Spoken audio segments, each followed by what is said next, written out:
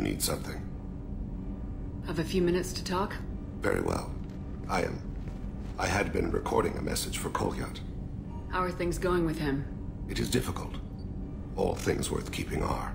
I never explained. I suppose the story of my wife's death took you by surprise. I figured you'd explain to me when you were ready. I appreciate your patience. I kept my work clear of our home life. I assumed that would be enough to protect Erica. That memory I mentioned before. Laser gun trembles on the target's skull. The smell of spice on a spring wind. Sunset eyes defiant in the scope. That was Erica. That was how I met her. She saw my targeting laser as she walked by and threw herself in the way. I guess she impressed you. She woke me up. Her body trembles. Not fear. Indignation. Her mouth moves. How dare you? You and I trained to sacrifice ourselves to save others. How often does a civilian step in the way of a bullet to protect someone they've never met? I thought she was the goddess Hirashu. She met my eyes through the scope, and my purpose faltered. So how'd she go from blocking your shot to having your children? I had to meet her. The memory possessed and endowed me. I fell on my knees before her, begged her pardon. She introduced me to the world beyond my work. Eventually, she forgave me. Later, she loved me. When you talked to Kolyat, you said she died.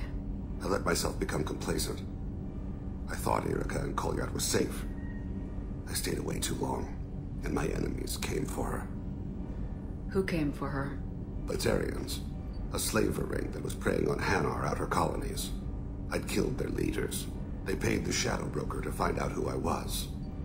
But they were afraid of me, so they went after her. You told Kolyat that you hunted her killers down. Erica woke me up. When she passed, I returned to my battle sleep. My body hunted her killers, murdered them. I was taught to grant death quickly, cleanly, to minimize suffering. I let them linger. You were operating on instinct. By your own rules, you can't blame yourself. But I made the choice to hunt them. They're the only lives I've ever taken of my own choice. The only deaths on my own conscience. I haven't spoken about my wife, and I don't think I ever have. I didn't have anyone left to tell it to. You're talking to your son again. That's huge. Don't lose sight of that by dwelling on should-have-beens. You are correct, of course. Thank you for listening, Siha. I think my translator just glitched.